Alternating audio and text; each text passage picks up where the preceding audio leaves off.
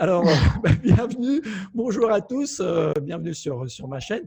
Et aujourd'hui, eh bien, on va parler d'hypersensibilité et comment en faire une force. Je vous en parle souvent et aujourd'hui, on va voir l'exemple inspirant de Nathalie Bertalon. Voilà. Bonjour Nathalie.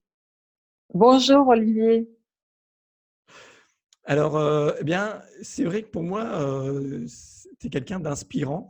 C'est une question aussi que je voulais te poser, mais pour moi, tu es une sorte de mentor, tu sais, un exemple à suivre, quelqu'un que j'aime bien et dont j'ai envie de suivre. J'ai envie de suivre, d'imiter un peu les choses parce que tu es très inspirante pour moi. Et donc, on va commencer les questions en demandant, toi, est-ce que tu as des mentors? Est-ce que tu as ce genre de personnes? Oui, bien sûr, on n'évolue pas tout seul, hein. Donc, moi, j'ai toujours eu des mentors dans ma vie. Déjà, quand j'ai commencé à travailler sur mon hypersensibilité, j'ai été suivie pendant longtemps par une coach qui était aussi kinésiologue comme moi, qui s'appelle Kishori Erd, et qui m'a beaucoup aidée dans la reprogrammation de l'ADN. Donc, j'ai commencé à libérer mes blocages par là. Et ensuite, dans ce qui est dans le business, j'ai été très inspirée, et je le suis toujours, par Margot Klein. Voilà. Ouais. Ouais, Margot, je partage aussi. Donc voilà. Ouais, je pense que c'est aussi quelque chose d'important. Tu me disais, on n'évolue pas comme ça et tout seul, et puis aussi vite tout seul. Et, toi, l'hypersensibilité, qu'est-ce que c'est pour toi? Est-ce que tu peux nous donner ta définition? Moi, je pense que tout le monde est hypersensible. En fait, c'est la capacité de ressentir et de voir ce qui est invisible, comme les émotions, aussi voir ce qu'on peut faire dans le futur, ressentir l'inconscient dans son corps. Donc, en fait, pour moi, c'est une capacité du corps, donc qui est reliée aussi à une intelligence dans le cerveau, qui est accessible à tout le monde, mais tout le monde n'y a pas accès. Souvent, on y a accès parce qu'on est un peu forcé par la vie, parce on a dépassé des expériences difficiles. Donc, pour pouvoir survivre dans ces expériences difficiles et même les dépasser et en faire une force, en allant à l'intérieur de nous, dans notre ressenti, on va comprendre des choses, on va se renforcer. Et c'est comme ça qu'on utilise l'hypersensibilité. Pour moi, c'est une force, c'est pas du tout une faiblesse. Par contre, si on en reste juste à l'intensité émotionnelle qu'elle peut provoquer, et comme on peut la considérer comme une faiblesse parce que c'est pas encore vraiment accepté de montrer ses émotions, même si ça l'est de plus en plus. Mais à la base, c'est tout simplement une fonctionnalité de l'être humain, quoi. Pour moi, c'est ça, hein. Ouais, je suis d'accord avec toi. On est tous hypersensibles, plus ou moins. On a des perceptions différentes, mais c'est effectivement dans ce côté de la vie qui des fois nous amène. On peut plus des grandes claques qu'elle peut nous donner ou des choses comme ça, ou des émotions qui nous débordent. Où on est obligé de le prendre. Et là, cette hypersensibilité, elle nous frappe à la figure. Voilà, on en prend plein la gueule. Et ça, c'est Oui, voilà. Et souvent, on voit ça comme un handicap, comme un problème, parce que on n'arrive pas tu parlais d'invisible, moi j'aime bien l'intuition aussi, à maîtriser un petit peu cette intuition. Et toi, tu es quelqu'un comme ça qui est très intuitive, qui sait utiliser cette intuition. Et donc, je pense que c'est ça aussi qui est important, d'arriver à utiliser cette hypersensibilité, à l'accepter, à l'utiliser et en faire vraiment un outil, un moyen de développement personnel, de prise de décision, de bien-être en fait au quotidien. oui, oui, je suis entièrement d'accord avec toi. Quand je parle de l'invisible, c'est de ce qui se voit pas. Et Ouais. l'intuition, c'est pas quelque chose qui se voit, c'est quelque chose qui se ressent. Donc, quand on est hypersensible, quand on a développé cette hypersensibilité-là, et ça se développe, tout le monde y a accès, hein. Seulement, il faut décider de le développer. Et en fait, c'est une intuition, une grande intuition, mais c'est aussi une capacité à être visionnaire. Parce que beaucoup d'hypersensibles qui ont été de grands entrepreneurs comme Steve Jobs ou d'autres sont des visionnaires. Parce que cette capacité à voir l'invisible, à ressentir, c'est ressentir dans le corps, mais c'est aussi voir. Et on peut voir dans l'avenir, on peut voir des choses qui vont aider l'humanité. On peut trouver le meilleur ordinateur ou la meilleure transformation émotionnelle, n'importe quoi.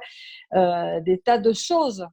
Ça peut être aussi, je ne sais pas moi, une machine pour lutter contre les inondations, voilà. Il y a des tas de gens qui ont des idées géniales parce qu'ils vont non seulement utiliser leur hyper-intuition, mais leur capacité à être visionnaire. Ça peut être par les rêves, ça peut être tout simplement parce qu'on a cette vision. Donc ça fait aussi partie de l'hypersensibilité. Ça permet donc d'être plus heureux dans les relations humaines, parce que c'est la base de tout le monde, hein, en fait, Ouais. d'être heureux. Et ça permet aussi de gagner de l'argent, parce que c'est une façon de gagner de l'argent, parce que du coup, on ressent mieux les autres, on vend mieux, on voit comment on peut aider l'humanité. Voilà, ça permet de créer des choses, d'avoir ce qu'on veut. Si on veut une maison, une voiture, un chien, le chien qu'on veut, n'importe quoi. Je veux dire, ça va nous amener vraiment à choisir ce qui est juste pour nous, à être dans le flow et en connexion profonde avec l'univers, mais sans être perché. Parce que la problématique des gens hypersensibles, c'est que comme ils vont faire ça d'une façon, ils vont pas se mettre vraiment dans leur corps, ils vont plutôt se mettre dans leur tête. Et du coup, ça va être plus un combat pour eux que être dans le flow. Et ces gens qui se mettent dans leur corps, en fait, dans leur tête plutôt, ils vont, quand c'est difficile, ils sortent de leur corps. C'est la problématique de l'hypersensible qui ne sait pas aller dans son corps, il va sortir de son corps. Il va se désincarner, en fait, il va se couper de la réalité. C'est pour ça qu'il y a beaucoup d'hypersensibles qui se réfugient dans la spiritualité. Et moi, je dis que c'est pas de la spiritualité, j'appelle ça les spiritueux. En fait, ils se coupent de la terre, ils se coupent des plaisirs de vivre, ils se coupent de l'argent, alors que on est sur terre pour vivre heureux et pas pour se réfugier dans des mondes qui nous coupent de Ouais, la réalité, des plaisirs de la vie, quoi. Voilà. je suis bien d'accord dans les côtés spirituels. Les gens, il y en a qui vont chercher effectivement dans leur mental, ils sont beaucoup dans le mental. Et je pense que la clé pour les hypersensibles et aussi pour les autres, je pense que c'est ça, c'est cette connexion entre le mental, le côté spirituel et le corps, les émotions. Et c'est de faire cette liaison pour moi entre le mental, le corps, les émotions. Une fois que tu as fait ce lien-là et que ça devient naturel, ça devient super fluide, et les choses, elles roulent tout seules, elles sont simples, elles sont naturelles en fait. Et ça, voilà. Ça, c'est quelque chose que toi, tu fais très bien. Est-ce que tu peux nous raconter un petit peu ton histoire et comment tu en es arrivé à justement faire cette belle collection? Alors, en fait, moi, j'ai été très jeune, très, très hypersensible. Je ne savais pas pourquoi. Et ensuite, j'ai retrouvé mes traumatismes et j'ai vécu beaucoup d'abus sexuels et physiques. J'étais dans une famille très maltraitante. Donc, du coup, j'ai été obligée de me réfugier dans le monde de l'invisible un peu. Hein. Moi, je voyais des fantômes. En fait, j'avais développé des tas de capacités extrasensorielles. Et quand j'étais petite, je jouais avec les fantômes. J'avais pas trop d'amis physiques. J'avais des amis fantômes. Donc, j'étais un peu perchée. J'étais dans mon monde. Mais comme j'étais dans cette grande souffrance dans ma famille, je me réfugiais dans un autre monde. Et comme je voulais en même temps être aimée, on va dire, j'essayais de comprendre ces gens qui faisaient partie de ma famille pour qu'ils m'aiment. Et du coup, ça m'a permis de développer cette intuition, cette capacité visionnaire pour pouvoir vivre avec eux, quoi, comprendre pourquoi ils faisaient ça et puis essayer de vivre avec eux pour qu'ils me maltraitent le moins possible. Et après, j'ai dû faire de grosses transformations à l'intérieur de moi, de libération de ces traumatismes, de guérison pour être dans mon corps. Parce que justement, le fait d'avoir vécu des blessures, sans même que ce soit des traumatismes aussi profonds que les miens, mais d'avoir simplement vécu des blessures, ça crée des émotions négatives à l'intérieur du corps, des blocages, et ça nous empêche de nous connecter à notre sensibilité qui est dans notre corps. C'est là où on va dans la tête, dans les peurs, et où on peut se réfugier aussi dans une spiritualité qui est mentale, au lieu d'être une vraie spiritualité du corps qui nous crée un lien entre la terre et le ciel, en fait. Ouais. Ouais, c'est effectivement ça. Alors toi, tu as utilisé différents outils. Je sais que tu as fait beaucoup de kinésio. Oui, Et aujourd'hui, donc, tu viens sur les entrepreneurs. Aujourd'hui, tu es plus business coach et tu aides oui. les entrepreneurs aussi, justement, dans cette connexion, dans cette intuition que tu as développée, que tu sais voir chez les gens, ce qui est intéressant avec toi. C'est vrai. Ce qui peut faire peur des fois à certaines personnes, c'est que on sait que tu nous lis, tu sais nous lire, tu sais lire les gens.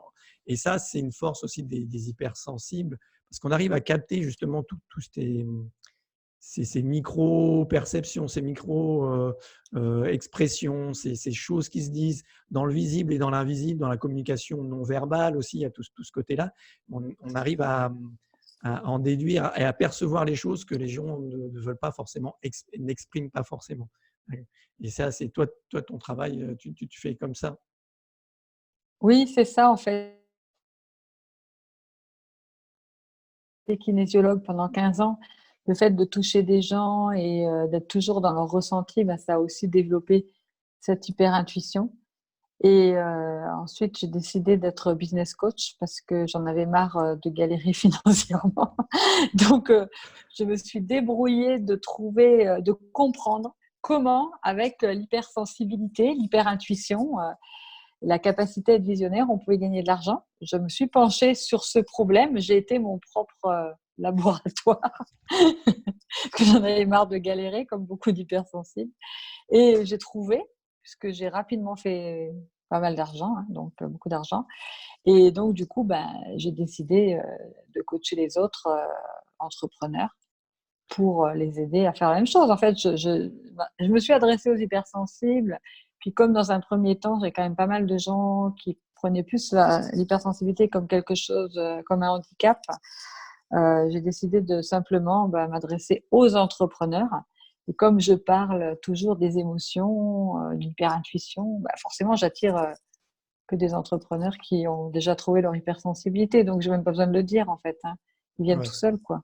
Ouais, Voilà. ouais, Mais j'accompagne, voilà. Ouais. ouais, c'est un message aussi aux entrepreneurs aujourd'hui qui sentent un peu, qui n'ont pas forcément pris pleinement conscience de ça, de cette hypersensibilité, que ça permet de se développer, de gagner de l'argent et que ça permet effectivement d'être encore mieux parce que l'argent, comme tu le dis souvent, l'argent c'est de l'amour aussi. On Oui. ne gagne pas de l'argent pour gagner de l'argent, ça n'a aucun intérêt. C'est de l'amour, c'est l'amour de soi, l'amour des autres. C'est vraiment ça. Tu peux nous en dire plus? Oui, tout à fait. En fait, oui, vraiment, l'argent, c'est de l'amour, même si c'est assez choquant quand on le dit, parce que déjà, pour recevoir de l'argent, il faut s'aimer.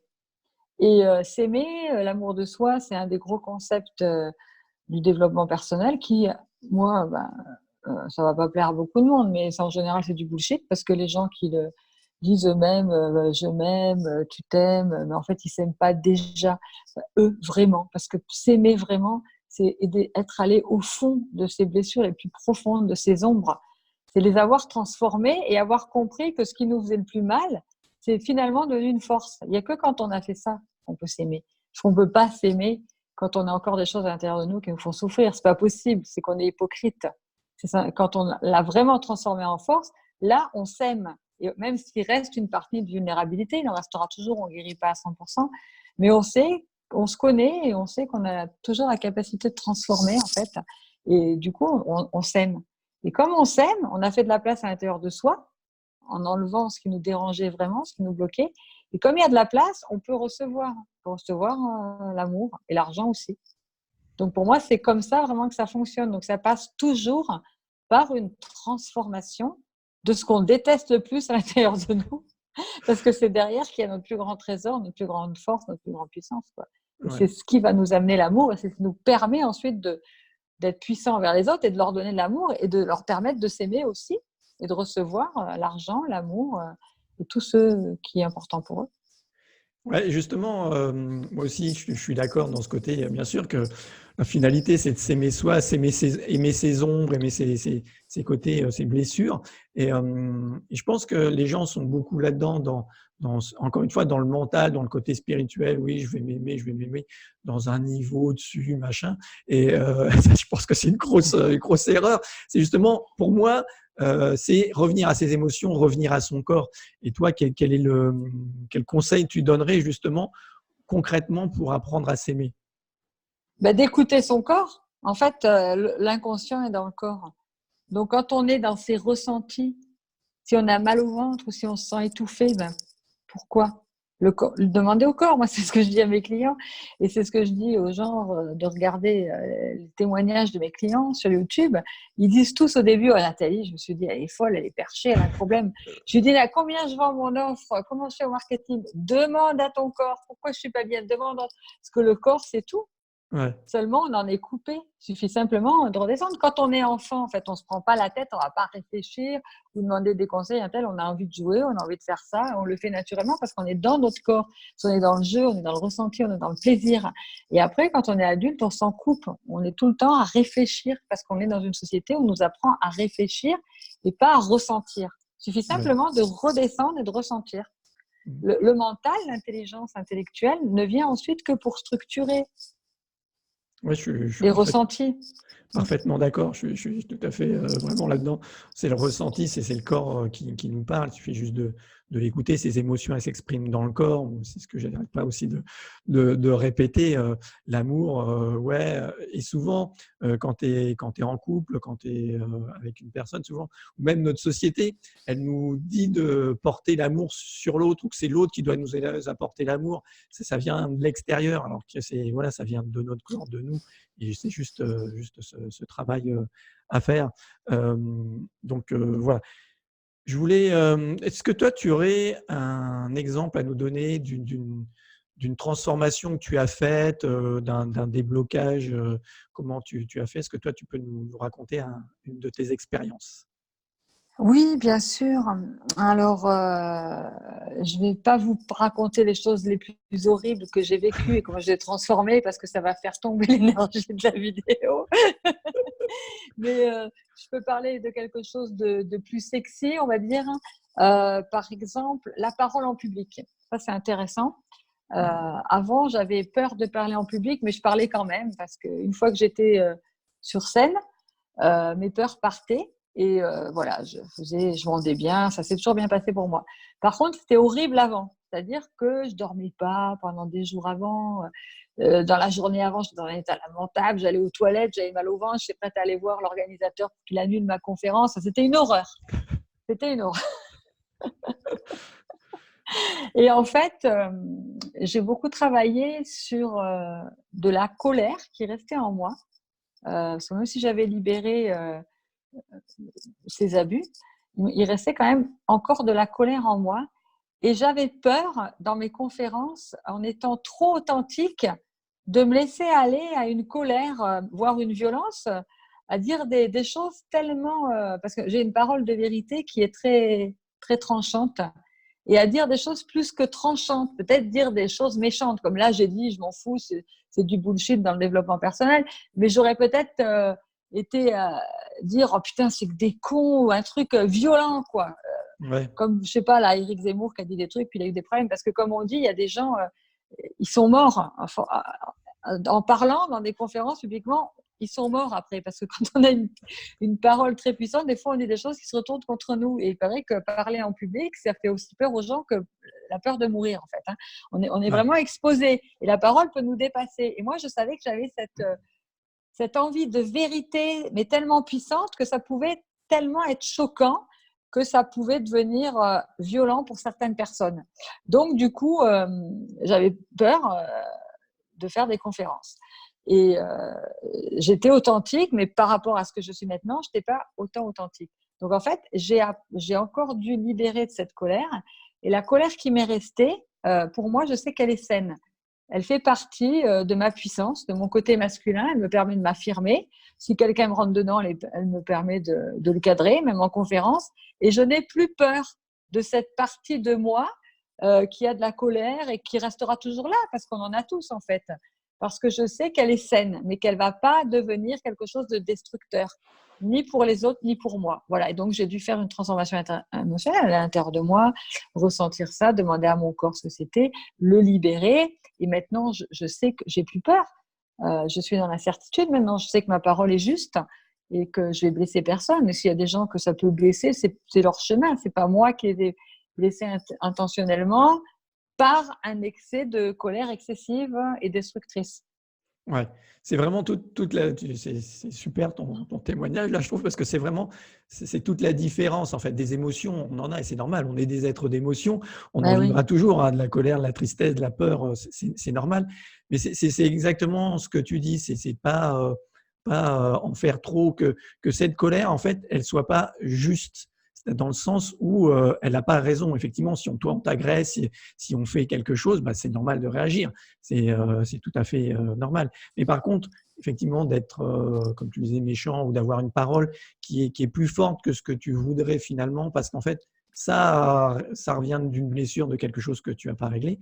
Et effectivement, bah ça, c'est toute la différence. Et c'est effectivement quand tu es dans ton corps, quand tu es connecté. Voilà, et tous les entrepreneurs qui ont des difficultés à parler en public, et, il y en a beaucoup, je pense. Et quand tu veux gagner de l'argent, bah, c'est vrai qu'aussi, on est dans une société de spectacle, entre guillemets. Et aujourd'hui, on est obligé un peu de se montrer, comme on le fait là, ou en conférence, ou quoi que ce soit. Et c'est vrai que quand tu as cette peur-là, bah, ça te limite énormément. Et moi, j'en vois dans mes clients, je pense que toi aussi dans tes clients. Bah oui. Voilà, c'est une part importante, comme tu le disais. Alors, tout à l'heure, on parlait aussi de… Enfin, si tu veux rajouter quelque chose peut-être ou… Non, ça va, j'écoute ta question. Ouais, je voulais revenir au coaching. Pourquoi toi, tu continues à te faire coacher en fait, alors que bah, tu es un coach, business coach qui a bien réussi, tu gagnes bien ta vie, voilà, tu as des super clients, tu t'éclates dans ce que tu fais. Pourquoi c'est encore important pour toi de continuer à être coaché? Parce que même si on est hypersensible, même si on est très connecté à son corps, même si on est visionnaire, top, top, top à 100%, et on est là sur Terre parce qu'on a aussi besoin des autres. Donc, il y a des moments où on atteint ses propres limites et les autres nous le montrent et nous aident à nous transformer. Voilà, on ne peut pas faire tout seul. Moi, tout ce que j'ai fait, je l'ai fait aider par une coach. Je l'ai fait aussi soutenue par mon mari, parce que si j'avais été seule, ben, je crois que je n'y serais pas arrivée. Soutenue aussi par des amis coachs avec qui j'ai pu discuter. Je veux dire, l'échange, l'interaction avec les autres m'a toujours aidée. On ne fait pas son truc seul dans son coin. On ne réussit jamais seul, quoi que ce soit. Ouais, c'est parfaitement. Enfin, ouais, c'est vrai qu'on est des animaux sociaux en fait. On n'est pas Voilà. fait pour vivre tout seul. Et c'est vrai dans cette interaction et puis d'avoir quelqu'un qui a un regard un peu différent, qui va aussi te pousser, qui va t'accompagner dans des fois des choses que tu veux pas forcément voir. Et on est tous pareils, donc on a besoin de ça. C'est vrai que je ne sais pas si tu seras d'accord avec moi, mais ce que ça change aussi, moi je trouve que c'est la rapidité. Du coup, bien sûr, tu peux faire des choses tout seul, mais quand tu es accompagné, quand il y a quelqu'un d'autre, bah, ça va beaucoup plus vite, quoi. Ah oui, carrément. Moi, il y a des choses que j'ai fait seule, j'ai mis des années. Et quand je le fais faire à mes clients, ils mettent quelques heures parfois. Parce que, en fait, quand tu as un problème, tu vas voir quelqu'un qui a dépassé ce que toi, tu ne sais pas dépasser. Donc, lui, il en a l'expérience, il en a la puissance intérieure. C'est de la bombe, quoi. C'est pas comme quand tu es tout seul. Tu peux y arriver, mais tu galères. Tu perds des années, tu perds du temps, tu perds la santé, tu perds l'argent, tu perds des relations. Voilà. Ouais, ouais, donc, ouais, n'hésitez pas à vous faire coacher parce que c'est vraiment, ça change la vie. Je pense qu'on est les deux expériences et deux témoins aujourd'hui. On peut vous le dire, c'est vraiment quelque chose qui change. Tout Euh, à fait. et du coup, aujourd'hui, toi, tes projets, quels sont-ils? Ah ben moi, mes projets, c'est de continuer ce que je fais en coachant maintenant aussi des leaders. C'est-à-dire que moi, ça me tient à cœur que des gens qui ont un impact sur le monde ont besoin d'impacter le monde différemment, avec plus de sensibilité, plus d'émotion, plus d'authenticité. Et ça, voilà, donc c'est surtout ça, moi, maintenant. Je continue à coacher des entrepreneurs qui ne sont pas encore de leaders, mais mon objectif, c'est de coacher des leaders pour les amener vraiment à cette véritable transformation intérieure. Moi, j'ai fait un shift complet et ça change la vie parce que du coup, on n'est plus du tout dans le combat. On est vraiment dans le flow. Et il y a encore beaucoup de leaders qui sont dans le flow, qui ne sont pas dans le flow, justement, qui sont dans Ouais. le combat. Donc, Et dans ils ce peuvent, ou milieu, ils vont l'être de temps en temps, mais pas tout le temps, parce qu'ils n'ont pas fait un shift complet à l'intérieur d'eux. ouais, je trouve que dans ce milieu-là, on est beaucoup, bah, souvent un milieu d'hommes, on est beaucoup dans la lutte, dans le combat, il y a des termes, il y a Ouais. voilà, militaire même, des choses comme ça. Et c'est vrai que c'est quand tu as compris que c'est pas du tout là-dedans que tu vas vraiment t'expandes le plus, que tu vas être le plus impactant. Et je pense que ça, c'est aussi important, cette volonté, nous, qu'on a d'impacter le monde le plus. Je pense que tout le monde, les entrepreneurs dans le bien-être, ceux qui veulent développer, les coachs, les thérapeutes, qui veulent développer ça, c'est vraiment pour impacter le plus le monde, pour changer le monde. On a tous cette finalité.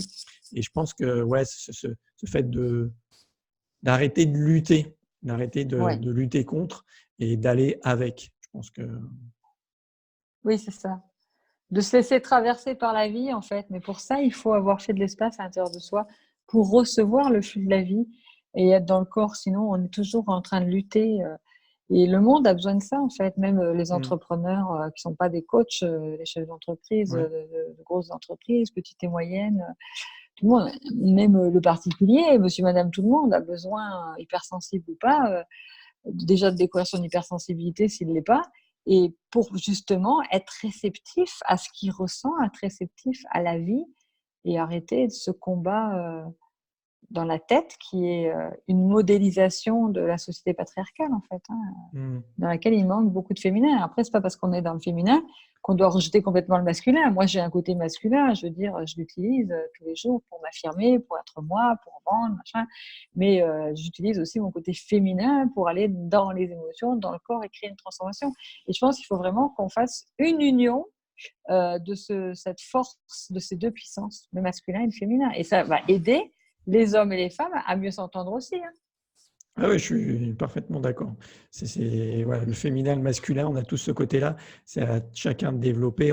C'est vrai qu'on a un côté qui est plus dominant et développer l'autre, c'est hyper important dans nos sociétés. Je trouve qu'aujourd'hui, c'est vraiment, vraiment, vraiment important, même indispensable quand on voit ce qui se passe des fois dans le monde.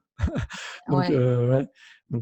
Donc, toi, impacter des leaders et impacter, ouais. Tu me disais, là, une fois, on s'était eu, on avait déjà échangé, tu me disais que c'était important de dire au monde, ouais, d'aimer, mais qu'on ne peut pas être aimé par tout le monde et juste dire qui m'aime me suivent, en fait.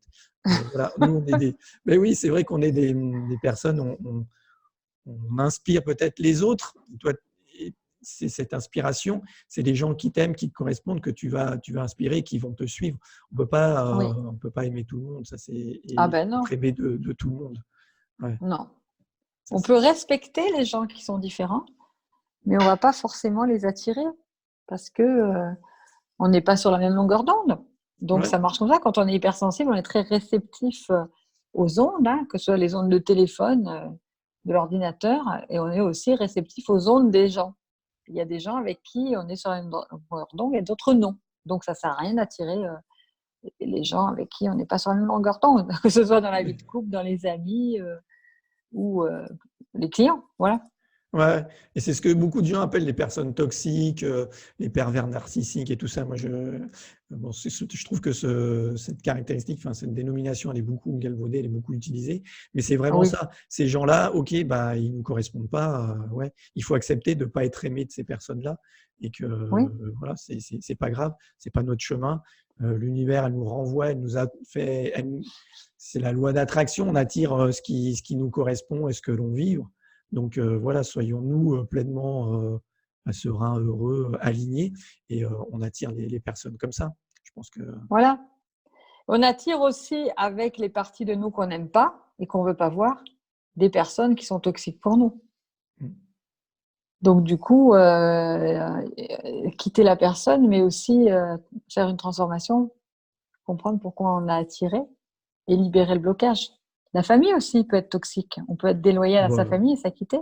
Là, voilà, parce qu'on est arrivé là dans cette famille, parce qu'on avait des choses déjà tout petit, comme ça, à Ah oui, transformer.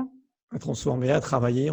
Toutes ces blessures sont réactivées effectivement par les parents, les enfants, la Ouais, famille, les amours, les choses qui nous viennent comme ça. C'est effectivement des choses à travailler, ces blessures encore. Et personne n'est parfait, il y en a toujours, ça nous arrive toujours.